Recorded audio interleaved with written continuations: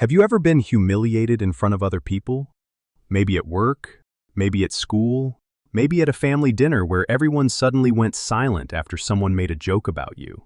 And in that moment, your chest tightened, your face got hot, your mind froze. You wanted to say something, anything, but the perfect response never came. So instead, you either laughed awkwardly, or stayed silent, or reacted emotionally and regretted it later. Then hours later, lying in bed, your brain replayed the moment over and over again. What should I have said? Why didn't I defend myself? Why do people treat me like this? But here's the truth nobody tells you. The humiliation itself is not what destroys people. It's the feeling of losing control in front of others.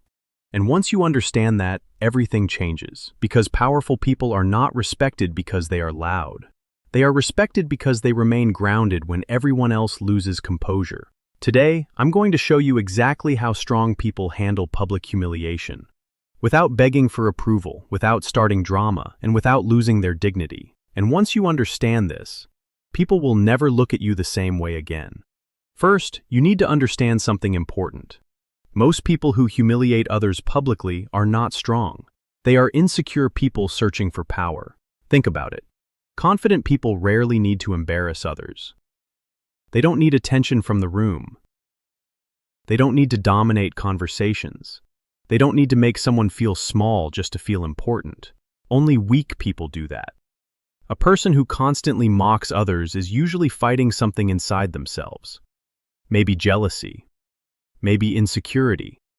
Maybe fear of being ignored. So when they attack someone publicly, it's not always about the target. Sometimes, you simply became the easiest source of attention in that moment. And understanding this changes your energy immediately. Because now, instead of reacting from fear, you begin responding from awareness. And awareness is power. Here's the rule you must remember forever. The first person who loses emotional control loses the room. Read that again. The first person who loses emotional control loses the room. Most people think strength means attacking back harder. Wrong. Real strength is emotional control under pressure. Anyone can yell. Anyone can insult. Anyone can explode emotionally. But staying calm while someone tries to provoke you, that is rare. That is power. That is why the strongest people often look almost unbothered during conflict.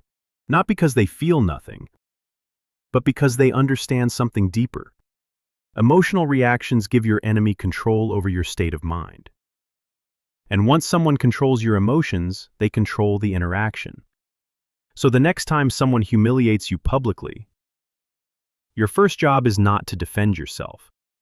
Your first job is to stay calm. Pause. Breathe slowly. Look at them without panic. Do not rush to fill the silence. Silence is uncomfortable for weak people, especially people seeking attention. When you react instantly, you give them exactly what they expected. But when you pause calmly, the energy changes. Suddenly, the room starts watching them instead of you. People begin wondering, why is this person trying so hard? Why are they being aggressive? Why is the other person so calm? And without realizing it, the power slowly shifts. This is something emotionally intelligent people understand deeply. Calmness creates psychological pressure because calm people appear emotionally stronger. Now, let me show you something even more powerful. Most people make one critical mistake after being embarrassed publicly. They focus entirely on the aggressor, but strong people do something different. They shift attention back to the room. Imagine someone insults you in front of a group. Instead of shrinking, instead of arguing, you calmly look around the room for a second. Not nervously, not seeking approval, just observing. That one move silently communicates confidence, because confidence does not beg people to take its side. Then you can calmly say something like, "That was unnecessary," or "Interesting thing to say out loud." Short, calm, controlled. Notice something important here. You are not trying to destroy them. You are exposing the behavior. That changes everything, because humiliation survives in silence. Bullies rely on everyone pretending nothing strange happened. But the moment you calmly acknowledge the disrespect, the room becomes aware of it too, and awareness kills manipulation. Now the aggressor no longer looks clever. They look emotional, and emotional people lose authority fast. But sometimes, the strongest response is no response at all. This is where emotional maturity separates itself from ego. Not every insult deserves your energy. Some people want a reaction more than anything else. Your anger feeds them. Your frustration entertains them. Your emotional collapse gives them victory. So what do powerful people do? They emotionally disengage. They hear the insult, acknowledge it internally, then continue the conversation like it never mattered. Not because they are weak, because they understand value, and valuable people protect their energy carefully. Imagine a millionaire arguing with a random stranger online for hours. It looks ridiculous. Why? Because powerful people do not chase every meaningless battle. The same applies to real life. Some people are simply not worth emotional investment. And when you truly understand your worth, you stop trying to prove yourself to people committed to misunderstanding you. That mindset alone changes your entire presence. Now, does this mean you should never respond? No. Sometimes you must speak, but when you do, your words should feel calm and sharp, not emotional and messy. Strong people do not ramble during conflict. They say less, because certainty is quiet. For example, if someone mocks your dreams, you calmly say, "Not everyone is supposed to understand my direction." If someone brings up your past mistakes, "Yes, I learned from them." If someone attacks your personality, "I'm comfortable with who I am." Notice the pattern? No defensiveness, no emotional explosion, no desperate need to win. Just grounded confidence. And confidence without emotional chaos is extremely intimidating. Because people expect insecurity. When they cannot shake you emotionally, they begin doubting themselves instead. But there's something deeper most people never talk about. If someone repeatedly humiliates you, you must ask yourself an uncomfortable question. What have I allowed people to believe about how they can treat me? Because boundaries are not built in one moment. They are built over time. People test limits slowly. A disrespectful joke here, a small insult there, a sarcastic comment you ignored. And if nothing ever pushes back, the disrespect grows. Until one day, they humiliate you openly. This is why handling the public moment matters. But what happens afterward matters even more.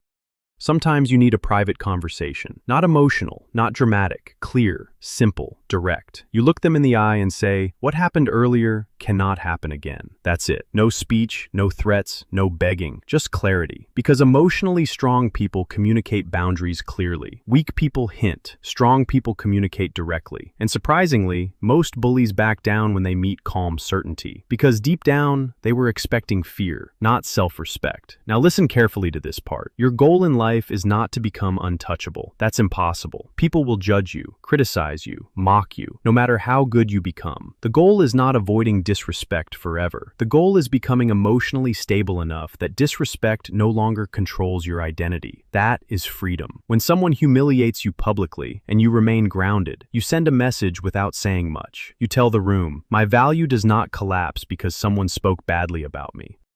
That energy changes people, because most humans are emotional mirrors. They react to how you react to yourself. If you panic, they sense weakness. If you crumble, they unconsciously lose respect. But if you remain centered, they feel your confidence. And over time, people stop testing those who cannot be emotionally shaken easily. Not because they are feared, because they are respected. There's a difference. Fear creates temporary silence. Respect creates lasting boundaries. And the strongest people in the world understand this deeply. They don't fight every battle. They don't seek revenge constantly. They don't desperately try to prove themselves. They simply carry themselves with calm certainty. And eventually, people learn how to treat them. So the next time someone tries to humiliate you publicly, remember this. Pause, breathe, stay calm. Do not hand your emotional control to another person. Because the moment you master your emotions, you become dangerous in a completely different way. Not loud dangerous, quiet dangerous. The kind of person people think twice before disrespecting. Because your dignity no longer depends on their opinion. And once you reach that level, public humiliation loses its power over you forever.